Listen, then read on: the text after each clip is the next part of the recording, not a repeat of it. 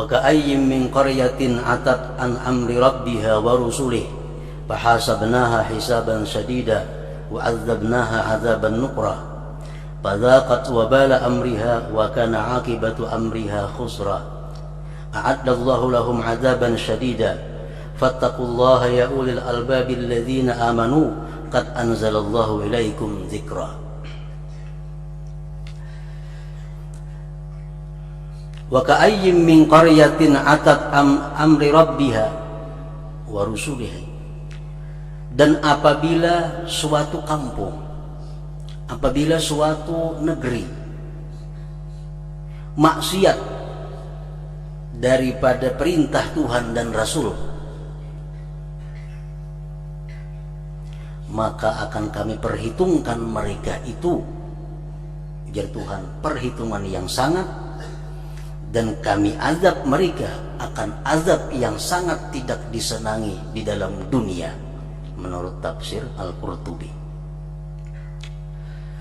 Maka merasakanlah itu negeri atau kampung tadi akibatnya, dan adalah akibat perkaranya khusra, kerugian. Allah menyediakan bagi mereka itu azab yang bersangatan. Takutlah kepada Allah wahai orang-orang yang berakal, yang beriman. Sungguh Allah telah menurunkan kepada kalian zikra, peringatan. Nah, ini ayat peringatan Allah kepada satu bangsa, kepada satu negeri, kepada satu kampung, agar jangan maksiat, agar jangan menentang apa yang diperintahkan Allah dan Rasulnya. Bila mana satu kampung, satu negeri itu sudah maksiat kepada hukum Allah, sudah menentang kepada hukum Allah dan Rasul, maka berarti negeri atau kampung atau bangsa itu siap untuk diperhitungkan oleh Allah Subhanahu wa ta'ala dan diturunkan berbagai macam bala bencana yang tidak menyenangkan. Para muhibbin rahimakumullah, para ulama tafsir mengatakan, bagaimana kita menganggap satu kampung, satu negeri itu sudah dikatakan menentang hukum Allah? Bagaimana kita memvonis satu kampung itu kampung yang maksiat kepada Allah? Berarti sekampungan maksudnya nih. Wa ka'ayyin min qaryah.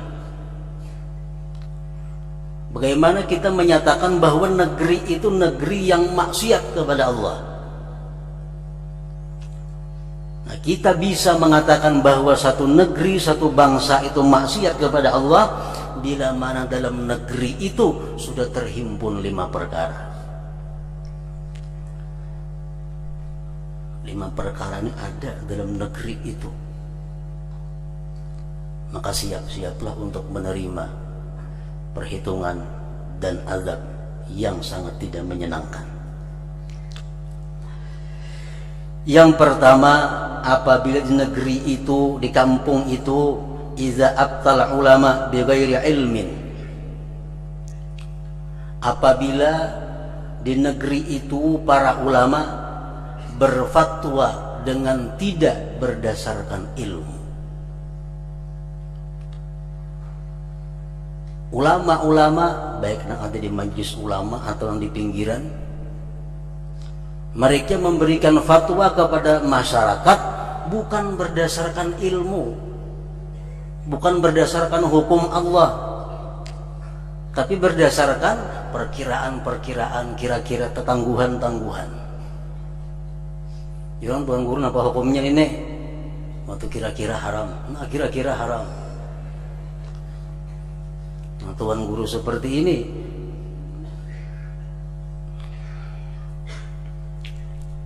dan yang lebih parah lagi adalah yang bukan ulama tapi memposisikan diri sebagai ulama, berfatwa jelas kagak punya ilmu, hanya bisa mimpin mulut Habsi sudah hendak jadi ulama, modal suara baik situ kamari Habsi hendak jadi tuan guru. Nah, ini orang-orang yang mengundang azab Allah. Rasulullah SAW bersabda, Inna Allah azza wa jalla la yantazi'ul ilma intiza'an minan nas ba'da an yu'tiyahum iyyah walakin yadhhabu bi dhahabil ulama fakullama dhahaba 'alimun dhahaba bima ma'ahu min al-'ilmi hatta idza lam yubqi illa ru'asa'a juhala in su'ilu afta bi ghairi ilmin fayadilluna wa yudillun. Muttafaq alaih. Sesungguhnya Allah, kata Rasulullah, tidak mencabut ilmu itu dari manusia sesudah Allah berikan ilmu itu kepada mereka. Allah mencabut ilmu dari manusia. Manusia itu bukan mencabut nang alim jadi kada alim, bukankah itu? Tetapi ilmu itu hilang dengan sendirinya dengan wafatnya para ulama. Saya kong meninggal, membawa ilmu masing-masing masuk.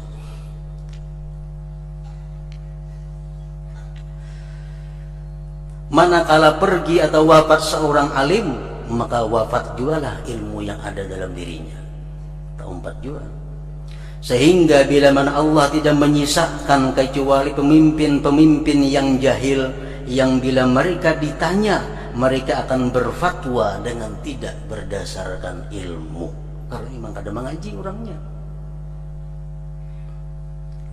Fayadillun, maka mereka sesat dan menyesatkan orang lain. Nah, di negeri itu, di kampung itu, ulama-ulama sudah berfatwa tidak berdasarkan hukum Allah, tidak berdasarkan ilmu yang benar. Satu itu. Yang kedua, idza jaral umara fil hukmi, apabila para pejabat-pejabat itu sudah zalim dalam menetapkan satu keputusan. Apabila pejabat-pejabat itu sudah tidak memihak kepada rakyat-rakyat yang miskin, yang fakir, yang kecil. Apabila para pejabat-pejabat itu sudah mementingkan dirinya, mementingkan kelompok dan pendukungnya. Pejabat itu umum.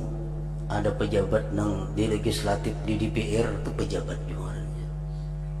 Mereka yang tugasnya maulah undang-undang, maulah peraturan-peraturan. Mereka bikin peraturan yang menguntungkan kelompok mereka. Maulah undang-undang yang bikin rakyat jadi sakit. Nah, itu adalah pejabat-pejabat legislatif yang zalim. Atau pejabat-pejabat yang di pemerintahan, seperti eksekutif ngarannya, atau bupati macam gubernur.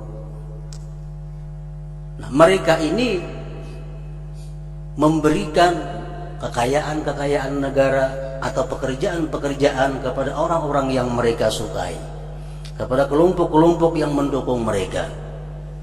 Ini pejabat-pejabat eksekutif yang zalim. Padahal seorang pejabat itu begitu dilantik jadi pejabat, dia menjadi pemimpin rakyat seluruhnya.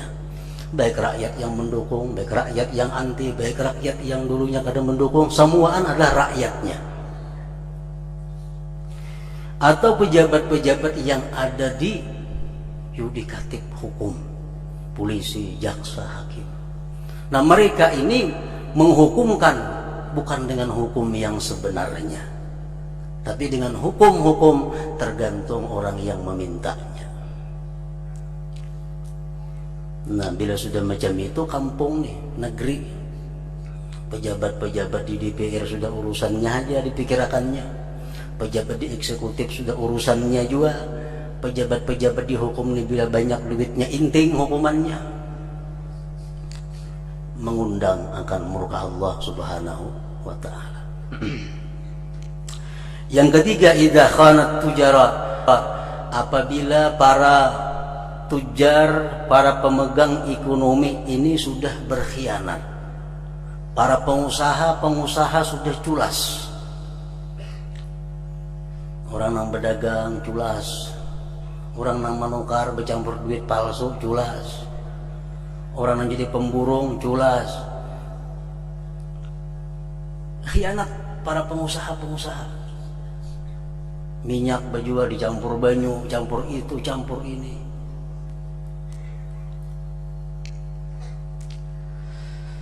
Rasulullah SAW mengatakan, wala taffaful kaila illa muni'un nabat wa ukhidhu bis-sinin.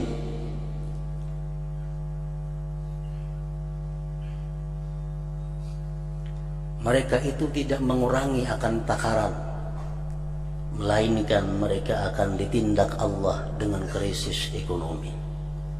Susah mencari kehidupan, susah mencari bahan-bahan pokok kehidupan. Akibat para pengusaha kita ini suka mencari keuntungan belaka tanpa memikirkan, mementingkan orang banyak. Nah, itu sudah dijamin, illa ukhidhu bis-sinin, melainkan mereka akan ditindak Allah dengan kesulitan pangan, kesulitan mencari bahan makanan.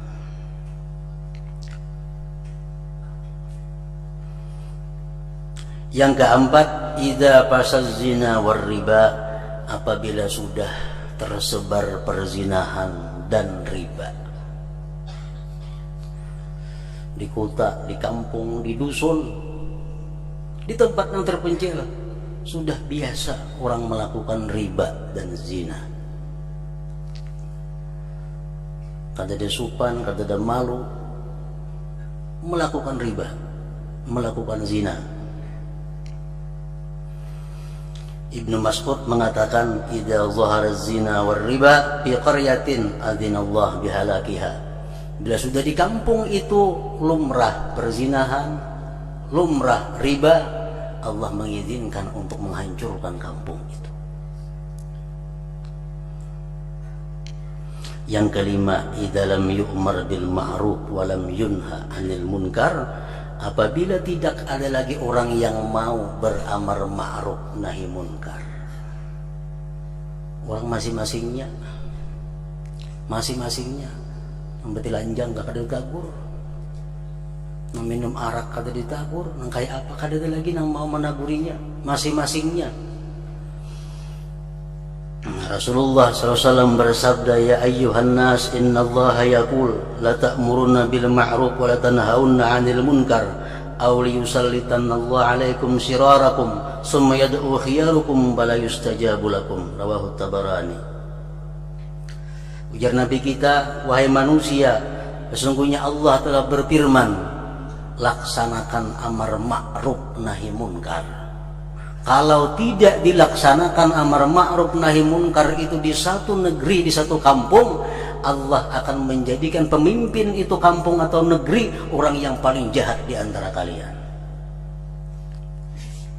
Di kampung nang kada ada amar ma'ruf nahi munkar itu, orang nang jadi pembakal, camat, bupati, sampai ke atas orang yang paling jahat daripada kalian. Auli yusallitanallahu alaikum syirarakum, atau Allah kuasakan kepada kalian orang yang paling jahat di antara kalian. Nang jadi DPR-nya orang paling jahat, nang jadi eksekutifnya orang paling jahat, nang jadi di bidang hukumnya semua orang paling jahat. Akibat rakyatnya sudah meninggalkan amar ma'ruf dan nahi munkar. Nah, para muhibbin rahimakumullah, jadi apabila 5 hal itu ada di dalam negeri kita, dalam kampung kita, berarti kampung kita, negeri kita sudah bisa dinyatakan kampung atau negeri yang maksiat terhadap perintah Allah dan Rasulnya.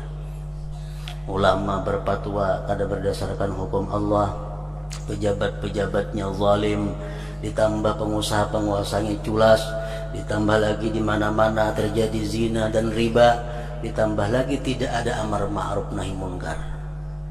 Nah, bila sudah 5 itu komplit, kita kada akan aneh mendengar ada bala, isuknya ada ini, isuknya lagi terdengar ada macam-macam musibah yang melanda kita.